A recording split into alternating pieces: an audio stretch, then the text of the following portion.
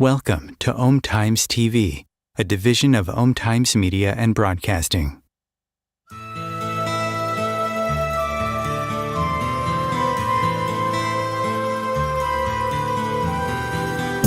Welcome to What is Going Om, for new thought from the edge of Om.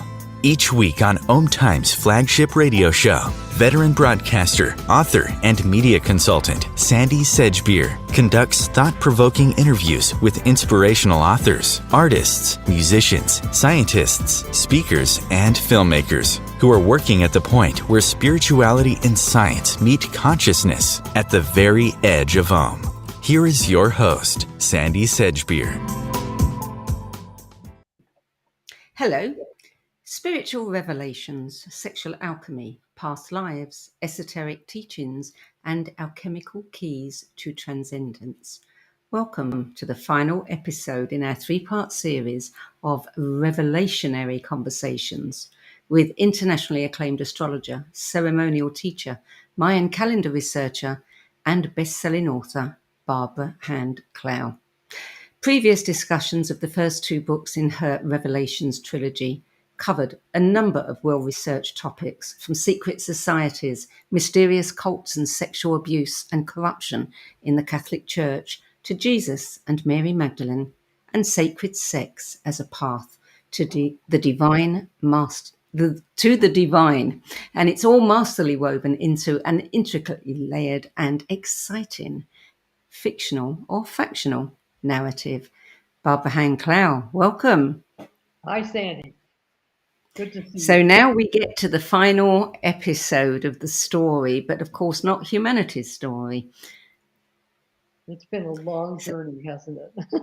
It has. It's been an interesting one. I mean, you spent, the book itself covered a 10-year span from 2011 all the way up to 2021, and I'm sure it took you a long time to write the books.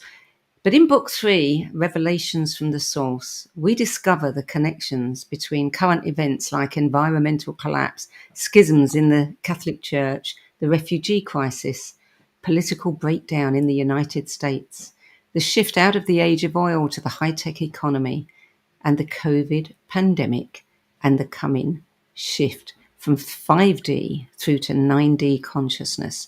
Wow. That's quite a lot that you've packed into these three books. And it's been interesting because you kind of knew what was coming as an astrologer, but I don't think you knew exactly how things were going to pan out, did you? Yeah, astrologers can tell when there's a moment in time where there's going to be maybe great transformation, maybe great change, whatever quality is predicted by the planets. But what we can't tell.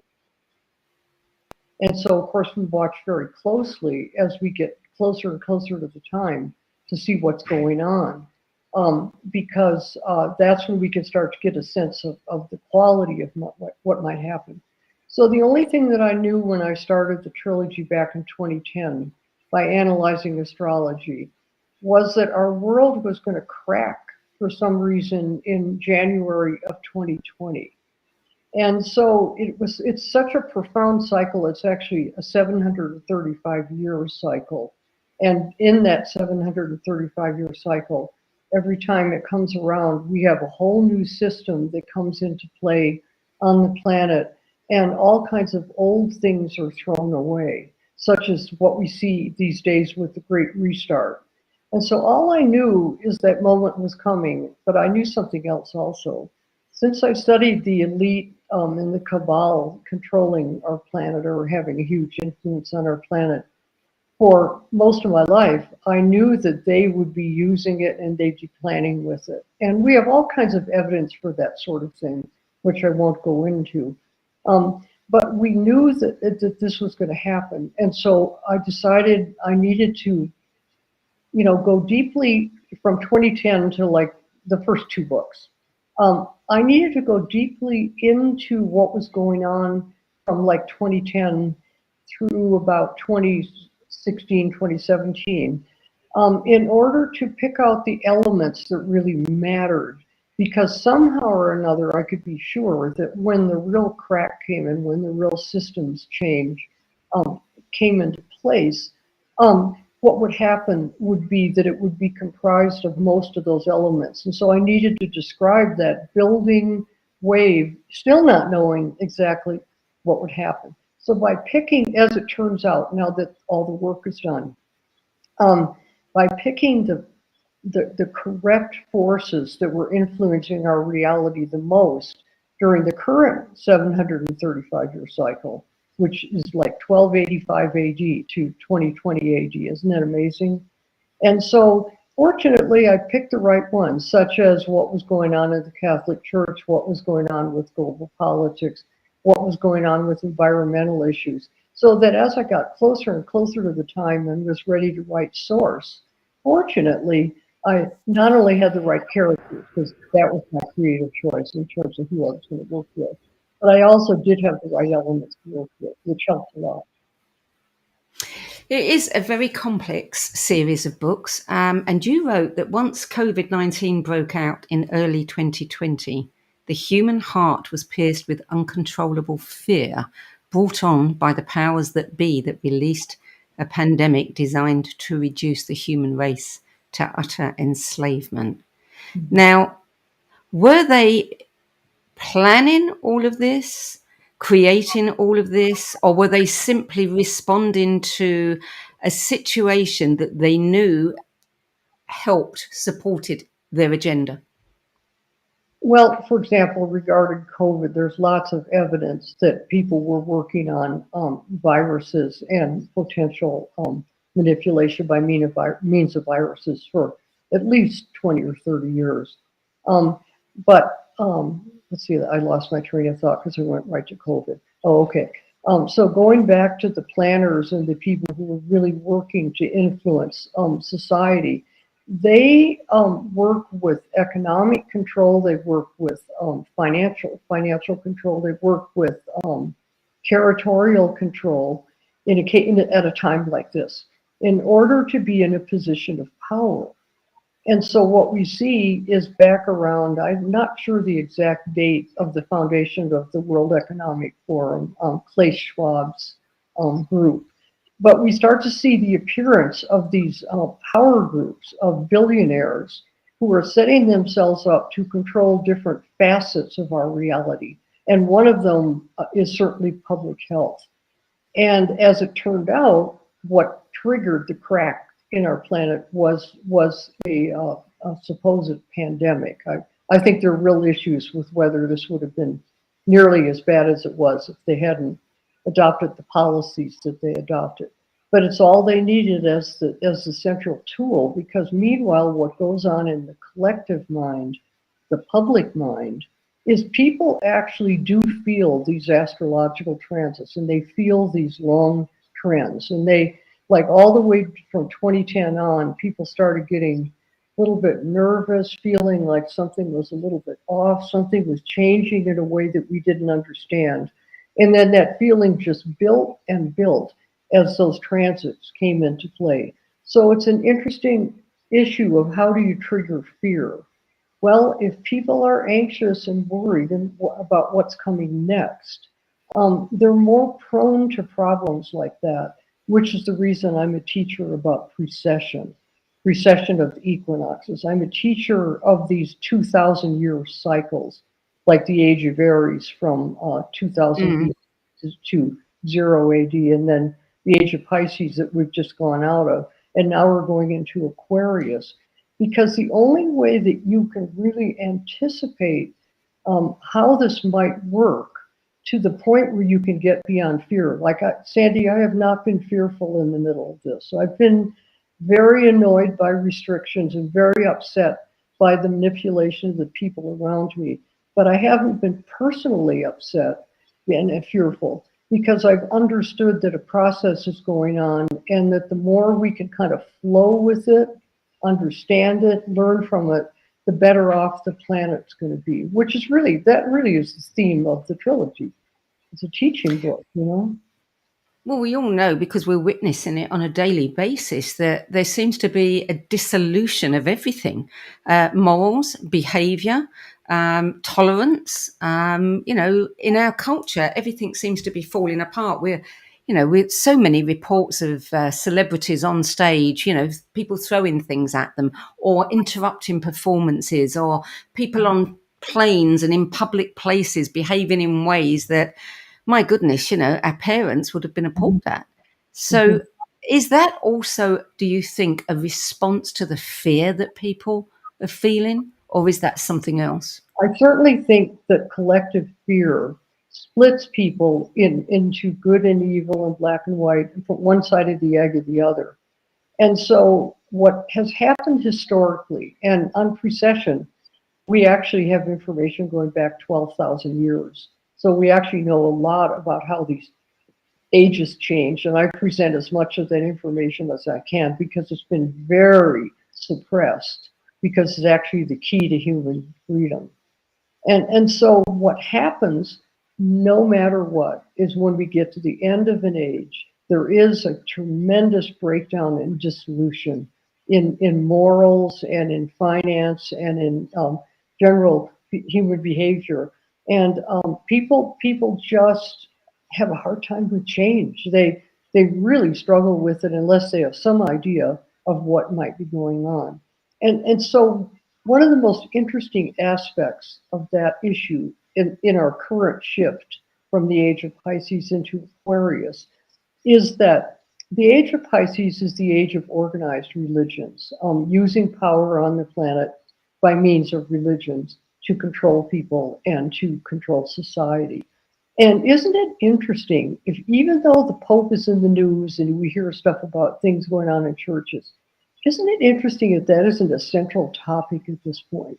Because all of the organized religions are suffering a loss of their members, a loss of financial support, which is exactly what's predicted by the end of the age of Pisces. And it's not that religion and contact with faith in God is going away. It's not about that. It's about these large controlling religions that have influenced us so heavily for the last 2,000 years. So isn't it interesting that that isn't a huge theme in thoughtful magazines, like maybe Atlantic Monthly, you pick what you want. Isn't it interesting there isn't more reflection on what it does to people when they lose their faith? Because that's where the fear comes from. People have lost their feeling of being in touch with what they believe supports them during their lifetimes. Absolutely. A big unraveling there. I want to revisit a topic that we did cover last month when you spoke about Atlantis. You said that those ancient legends are repositories of repressed human memory that is denied because of the horror attached to them, but they're still stored in our DNA and in our racial memory. And that these traumas are set to go off like bombs now that the Aquarius age has come in. Was that always planned, or are is there a greater plan, or are we just at the mercy of whatever, the astrology and the different eras, the eons are, expressing with the, the aspects of the planets? Well, that's a really hard question, isn't it, to answer? But we can identify, and this is what's most relevant to us, I think, right now. We do know that we're in the middle of this 26,000 year precession cycle. There's like 12 of these great ages, and basically 23,000 years, 26,000 years long. So we know that that's something that's been going on because we can detect it in culture and history and archaeology and all of that. And so then the interesting thing about that particular cycle is there's a low point and a high point. And the high point was 26,000 years ago. And right now we're at I'd rather revise that, from 26,000 years ago until about 12,000 years ago, because that was a long cycle where everything built up and became more advanced and developed more. And now we're at the opposite point to that long development that crashed in 12,000 years ago. So the reason that so many scientists, as well as esotericists and occultists and all that, have been predicting that this particular cycle change would be especially traumatic is because we're at the half point when things crashed before. So we're at the half point from the fall of Atlantis, or some kind of advanced, or possibly many advanced cultures on this planet around 12,000 years ago. Now, this is not New Age woo-woo and mythology. Scientists finally, over the last 30 years, have done a lot of research on various issues around 11,500 years ago that involved, there's about 4 basic theories of whether an asteroid did it, whether a comet did it, whether over too much ice on the poles did, whatever. There's different theories, but these theories are all very scientific. And even though it's difficult to be sure exactly when it happened, we've nailed it within like 500 years, which is pretty amazing when you consider the spans of time here. So we know something happened, but we don't know what caused it, but it doesn't matter. Where my research has gone, I'm a teacher and researcher in consciousness. And so what I've always been interested in is we know something happened that almost destroyed our planet and also affected the whole solar system. So it isn't just Earth, it's also the whole solar system. So we know that that happened. And then my issue is, what did that do to the people who were living on the planet at the time? And this is where I've gotten into a lot of research in the fall, and then the maybe 3,000-4,000 years of slow survivalism afterwards. Sometimes I think the survivalist period around 6, 7, 8, 9,000 BC might have been the worst. I'm not sure I would want to live through something like this, but heroically and amazingly, different clans and different races and different species on this planet survived it and began to rebuild culture again. And we're living in a time at the pinnacle of that culture, because something is going to happen. Now, here's where it gets interesting. It may not just be a physical wipeout like it was before. In fact, I don't think so. I think what's going on is more an emotional, social meltdown. And I actually think it's harder than being blown up in an earthquake or a volcano. I think the emotional processing that we're going through right now is intense. And by the way, I coined a term for it. It's called catastrophobia, fear of catastrophes. And so we're waking up at this point in the middle of this crazy ending of, for example, the power of organized religion. We're also waking up to the fact that we are a multi-traumatized species and that we're recovering from our trauma. And that's the hardest part of it. And so the characters, that particular theory that you and I are talking about right now isn't really discussed very much in this trilogy.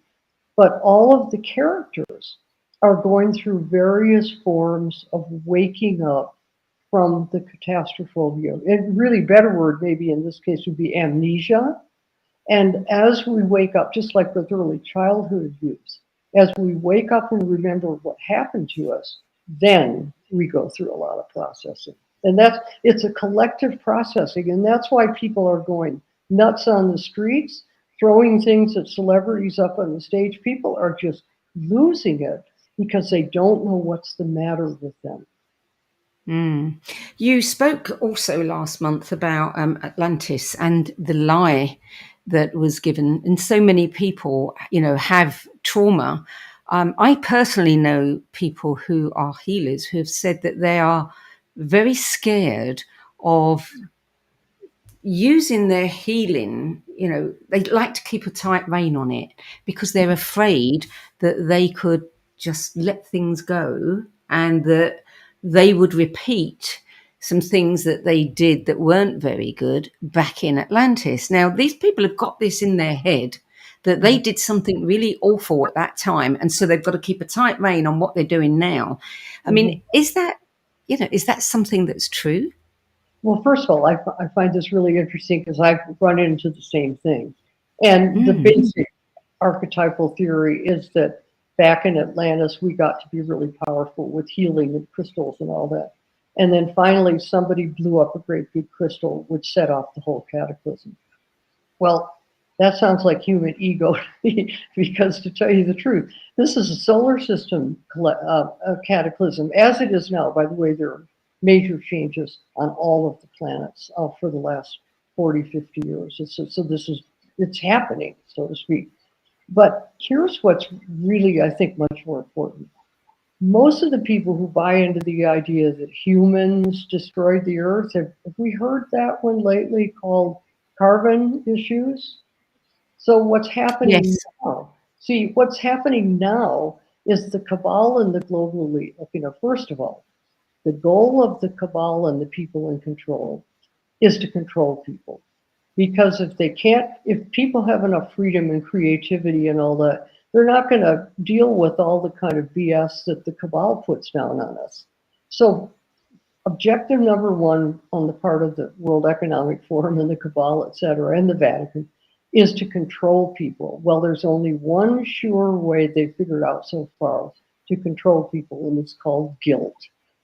So last time around, people bought into the idea that they blew up the planet with crystal technology. And now this time, as the planet goes through a natural cataclysmic cycle, look, climate change is real. But the issue is the cause. It's never been an issue of being real. It's a real thing. And so now, what are we going to hear 12,000 years from this moment forward? We're going to hear that planets destroyed the earth, humans destroyed the earth because they created too much carbon in the atmosphere. And then, of course, the Cabal gets paid for the carbon credits and corporations. So it's just so important not to buy into guilt. I didn't do anything except live a creative life and have a family and do everything I can for my world. And I don't have anything to feel guilty about, really important stuff. It's so interesting because we hear about these people, the Cabal, and we think of them as monsters, and all they care about is power. I don't know what they actually get from power, because if you've got power, it's never enough. But when you look at a tiny baby, you would never dream that that child is going to grow up to be somebody, like Schwab or somebody else. So what is actually happening along the route to growing up to that person to make them want to all of this power and control? We're edging on to an interesting question about my trilogy, which a lot of people have questioned. A lot of people have said, why are you describing really free, very wealthy, very powerful people as good people? Because about half of the characters in this trilogy are on the level of people in the Cabal. But every wealthy person is not part of the Cabal. In fact, I bet if you could get the incomes of everybody on the planet and split it down the middle, I bet it's 50-50, yin and yang, good and evil. So even though I know a whole lot about what people like Anthony Fauci and Bezos and everybody else have been doing, it's not like it isn't obvious what they're all doing. They're totally blatant about it. But in the meantime, there are all kinds of really, really great people who do have power and influence, who use it throughout their whole lives to assist their families and the planet.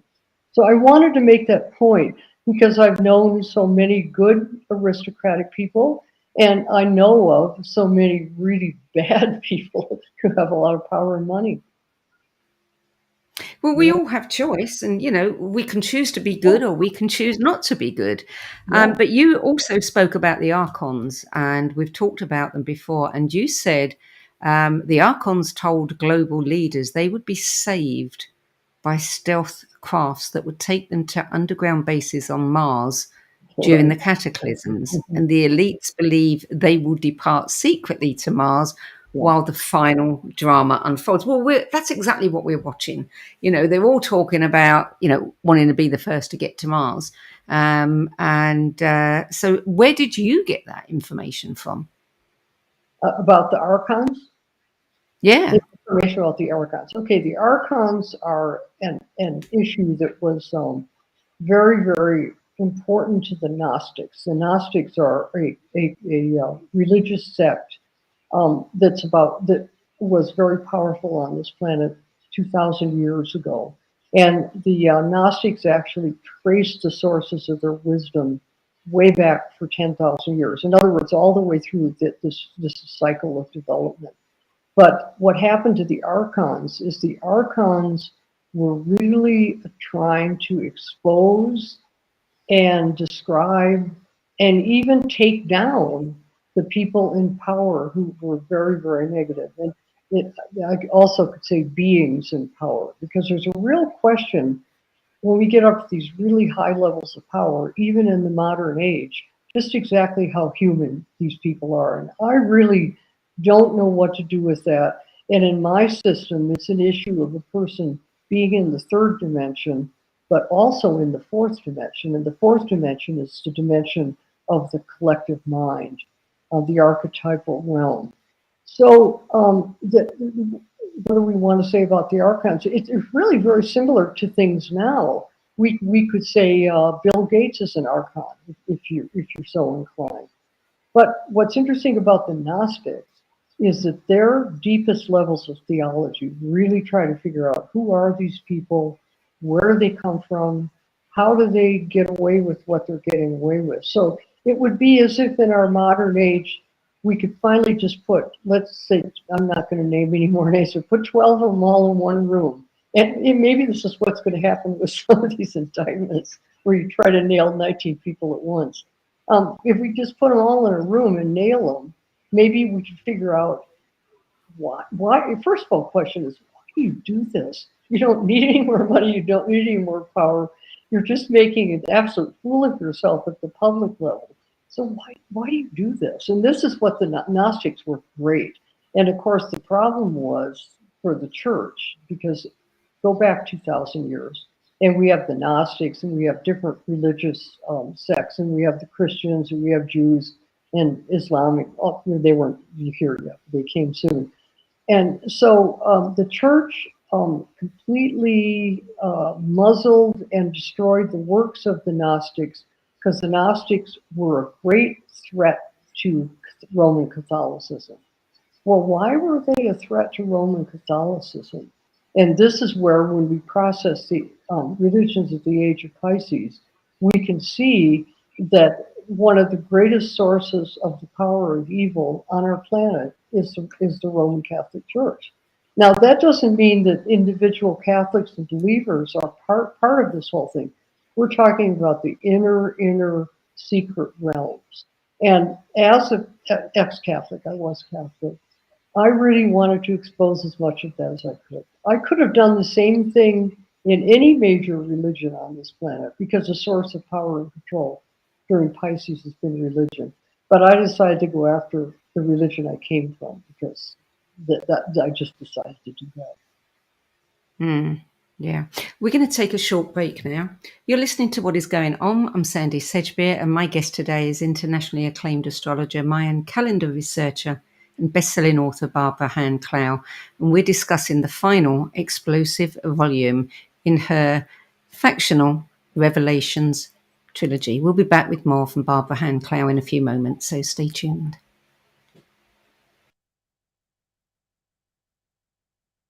Om Times TV. Imagine becoming a super influencer. Reinvent yourself, invest in your brand, and then manifest your success with a robust spheric approach. Om Times Media and Broadcasting offers a unique and multifaceted way to become the spiritual and conscious influencer you deserve to be by putting your message across our powerful platform with its proven record of integrity and excellence. Through our produced shows, Om Times offers the opportunity to become a social media TV personality, a radio show host, an Om Times magazine columnist, and a syndicated podcaster, all in one shot. By live streaming your show on Om Times TV and broadcasting it across the extensive Om Times radio and TV networks, you become more than a host. You become an ambassador and a force for positive change. Om Times. Open yourself to the possibilities.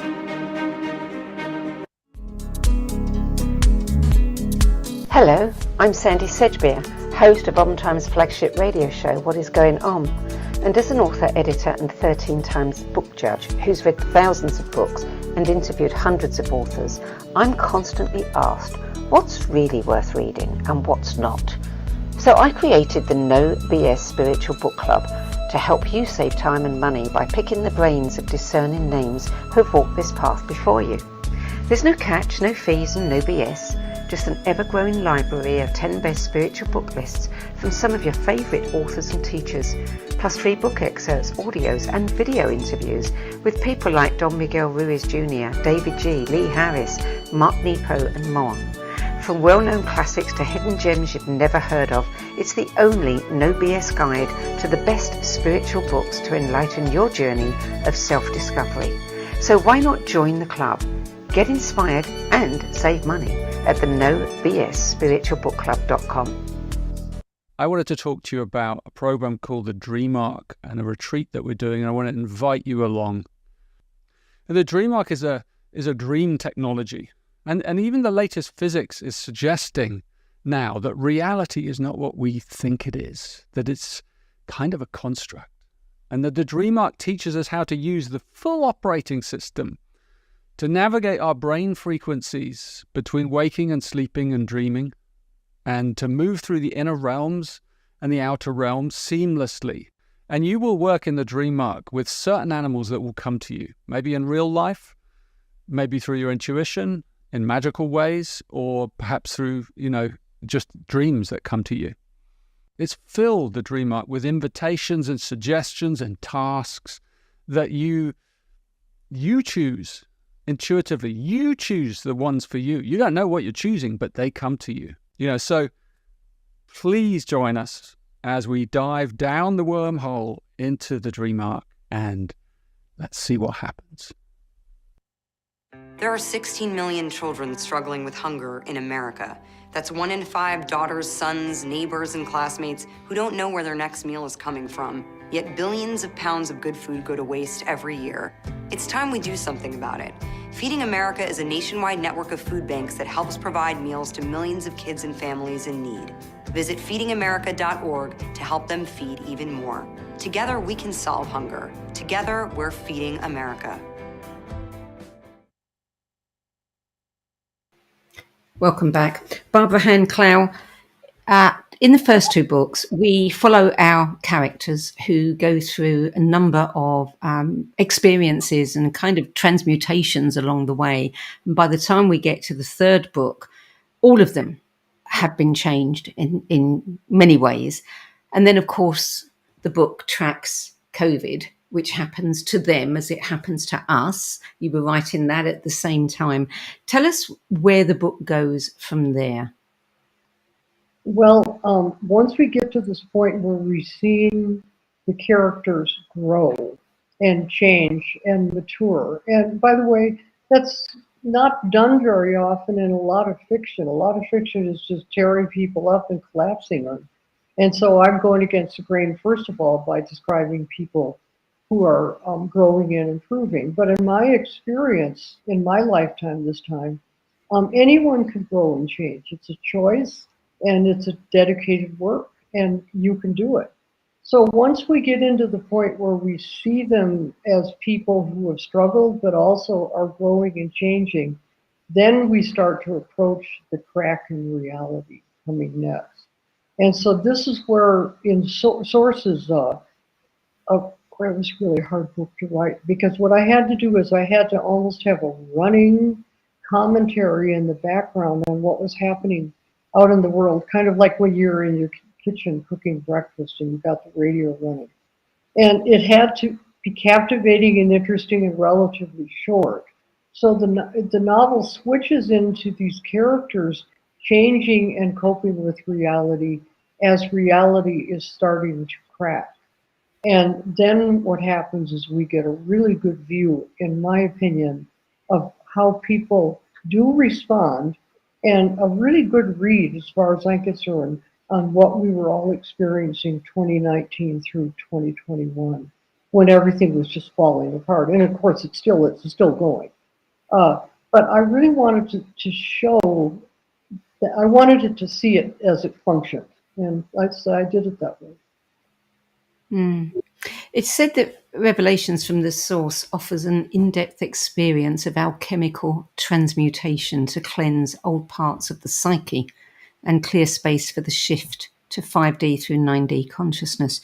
Can you tell me a bit more about that? What does that actually look like? What will we experience Yeah, when reading the book? we are all actually experiencing it, all of us in varying degrees. And the best way to show that is to think of, okay, let's talk about those dimensions for a minute. This is the third dimension, linear space and time. And then the fourth dimension is the collective mind, which is affecting our collective thoughts and our collective change. And then once we go out of that collective mind, then we start to move into the heart. And the book is very heart-centered in the sense that we do move into finer frequencies and we start to open our heart. So the dimensions, Sandie, that we feel the most palpably are the kind of the place to start, because dimensions are really subtle. And so let's take the second dimension, which is right below the third dimension, linear space and time. The second dimension is the tectonic realm, and the whole world that exists under the crust of our planet down to the center of our planet and the center of the earth. And the first dimension is the center of the earth, which is the center of everything for us on the planet.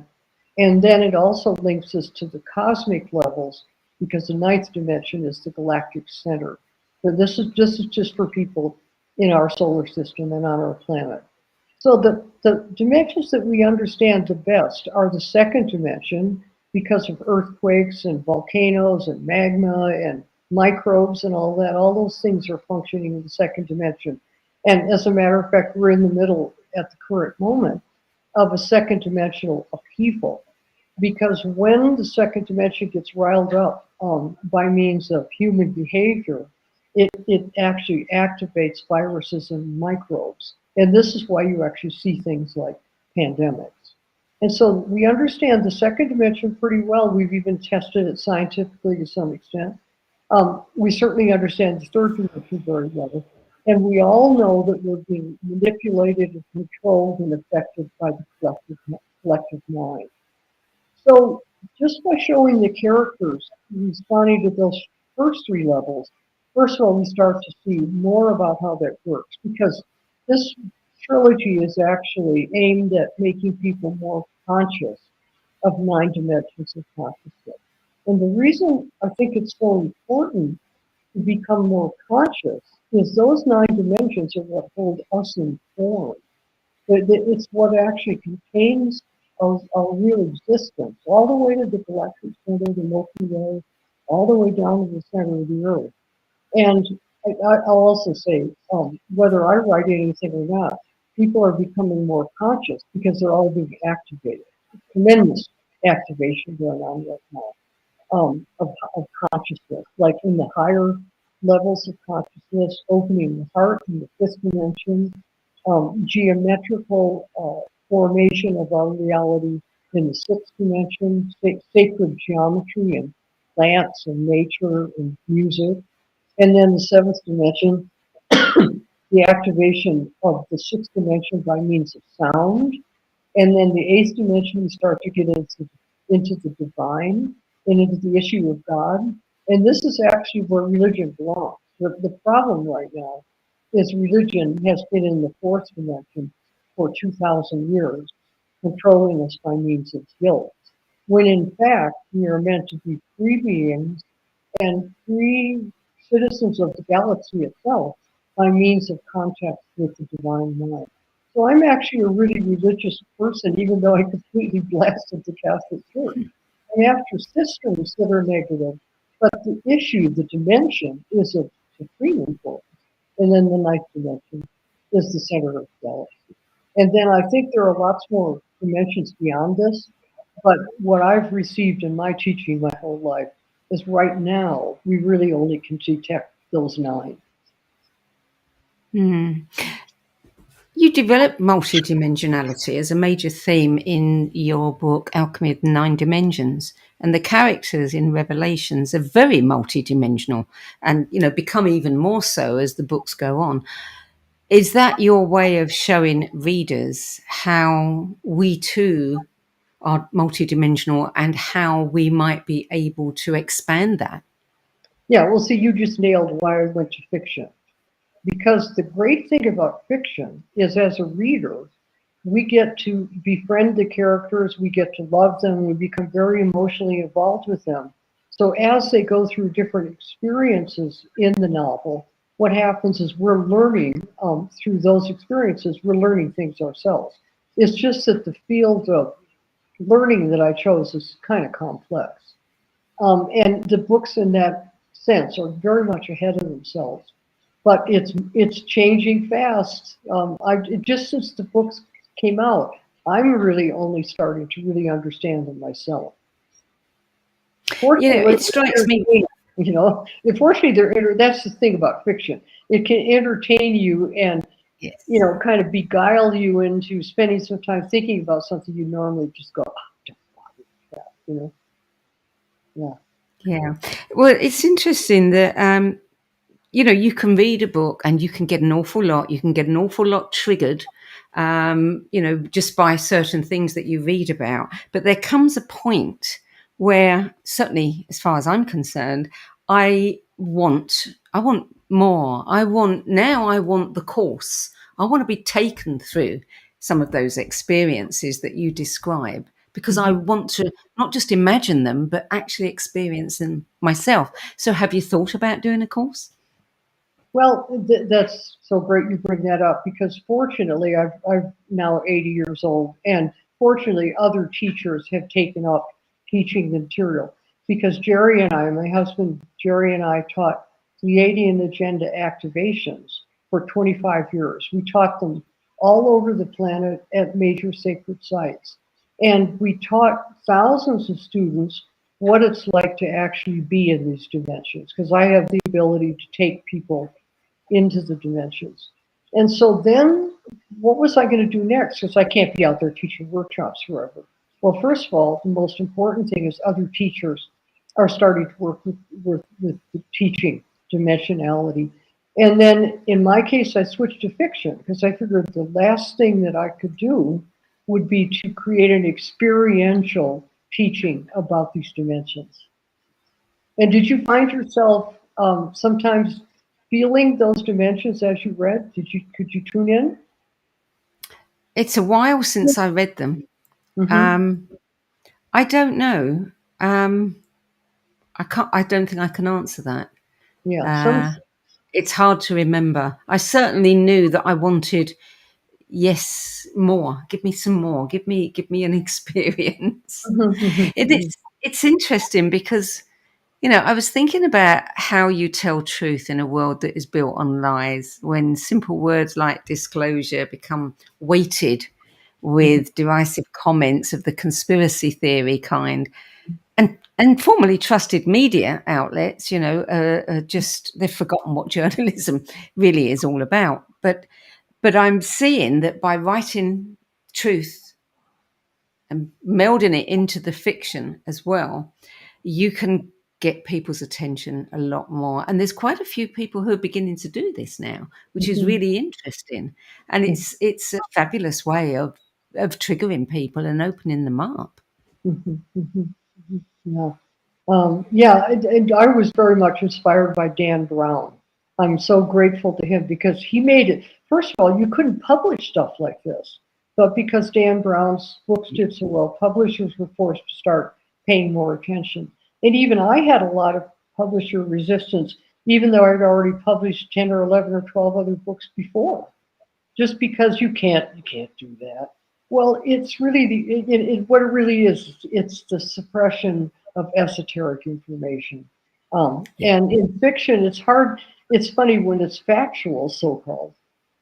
You can suppress it, but if it's in fiction, somebody can just say, "Well, it's just a story." Yeah. But still, it has an impact. It may be just a story, but it provokes thought. And then it goes further. So obviously there are so many people waking up now, and there are so many teachers teaching all kinds of things that we need. How can we know where to go, who, is the best teacher, how we can access these alchemical keys and the wisdom that's going to help us transcend? Well, see, our souls are guiding us. And so another awakening that's going on right now is the awareness. This is by means of especially Dr. Newton's work on life between lives. We're undergoing a therapeutic teaching that is starting to show people what their soul is, how it inhabits them, how it influences them, and all that. And the more you're aware of your soul, and the more you get to know it, and the more you're in contact with it, the more it will guide you. And like the other day, I had to spend a whole day working on problems of whether extraterrestrials are really here, and are they real, and what are they doing, and all that. And because I work so multidimensionally, I try to avoid it as much as possible. Well, I got up in the morning and opened my window, and there was a praying mantis, a beautiful 6-inch long praying mantis on my window screen. And that praying mantis stayed there all day. I watched him all day while I was working. And finally, around 2 o'clock, I just said, I just had it. Obviously, praying mantises are a symbol of extraterrestrials because they look like extraterrestrials. And there he was in my window praying. And I went like, you know what? I'm getting some kind of message here. I'm supposed to pay attention to this, which means I will. So we're being prodded by synchronicity. That's a classic synchronicity. It was incredible. The minute I stopped thinking about it, he hopped off and went away. He sat there for 8 hours praying with his legs up like that. Jeez. Wow. Our soul prods us in dreams, as you know. We are really waking up. And yeah, I don't know about you, but I don't know if I could stand it going any faster. You don't know what? I don't know if I could take it if it goes any faster. The waking up. Right. Because of all the chaos it creates around us, because of the stress for people to be changing. Yeah. So you channel, I don't know if you still channel the Pleiadians, but they have said that they would be here to guide us through this leap that humanity is taking. Does that still apply? Are they with us? Oh, yes. And I described a funny incident at a conference I went to one time. I went to a conference on Crete in Greece. It was a channeling conference. And we decided to have a channel panel. The person who ran the conference decided to have a channel panel. So a bunch of us are sitting up there on stage, like Bashar and Barbara Marciniak and Lissa Royal, and I was there, and a bunch of well-known channels. And somebody in the audience asked that very question, and we all just said, "Hey, who do you think is sitting up here?" In other words, the Pleiadians are here. They're here through different teachers. Many, many people feel in touch with the Pleiadians, probably the Pleiades more than any other star system. So it's all happening right here. In other words, that's a code description of the fact that the higher dimensions are coming into our dimension more so every day. And they are, definitely. Yeah. Well, it's so interesting that the debate that's going on now about disclosure, we're seeing more and more words being used that are, a little bit obtuse. They're not outright denials. They're not, outright admissions, but they're leaning that way. And now the American government has, built a special page and put videos of 8 filmed incidents of unidentified flying objects, and inviting people, especially their own, military pilots, etc., to post anything that they see as well. Do you think that we are going to actually have absolute definitive proof, physical, of the existence of extraterrestrials in our lifetime? I think we already have it. I think it's all over the place. in people who study the issue, and things like Roswell, all that kind of stuff. And I think the question maybe should be, how much are we going to get of extraterrestrials in 3D? Because see, they have dimensionality just like we do. They have 9 dimensions of awareness, as far as I can tell, and most of those dimensions aren't physical. So the question is, how much of it is going to happen in 3D? And I think we just have to watch it unfold. Have you had any encounters? Oh yeah, oh yeah. You have. There's a couple of kinds of encounters. One are where beings actually manifest in your space, and I've had that happen with the Pleiadians, where they turn into kind of forms of blue light, very beautiful, send out a lot of really, really wonderful energy. So whenever they decide to show up, I couldn't be happier.